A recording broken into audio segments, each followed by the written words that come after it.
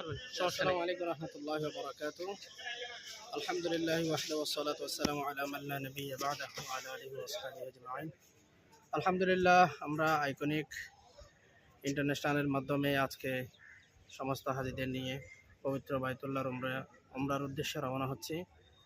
আমরা তাদের সাথে এর আগেও আমি অনেকবার মুআল্লিম হিসাবে গিয়েছিলাম এবং তাদের হোটেল, ট্রান্সপোর্ট ইত্যাদি সবগুলো মিলে আলহামদুলিল্লাহ যথেষ্ট ভালো। আপনারা যারা সামনে যাওয়ার আগ্রহী আমাদের সাথে যোগাযোগ করতে পারেন।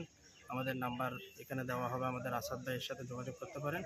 ইনশাল্লাহ যথাসম্ভব আমরা সর্বোত্তম সেবা দিয়ে, সর্বোত্তম মান নিয়ে, হাজীদের সেবা নিয়ে আমরা যথেষ্ট সেটা নিয়ে সুফলভাবে আছি। আপনারা যারা সামনে যাওয়ার ইচ্ছেই আছেন আপনারা যোগাযোগ করবেন ইনশাল্লাহ। আসসালামু আলাইকুম।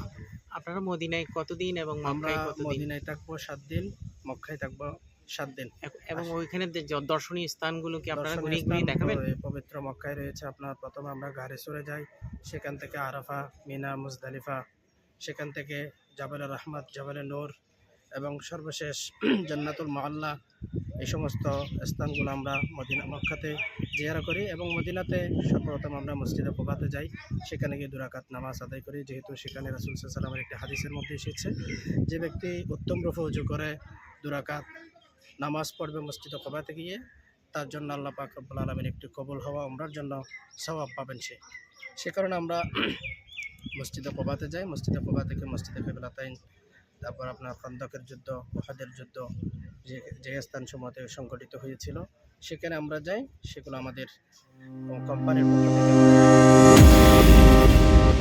আমরা বুকিং দিয়ে রাখি এবং বিশেষ করে রিয়াজুল জান্নাহ যেটি রয়েছে সেটি আমরা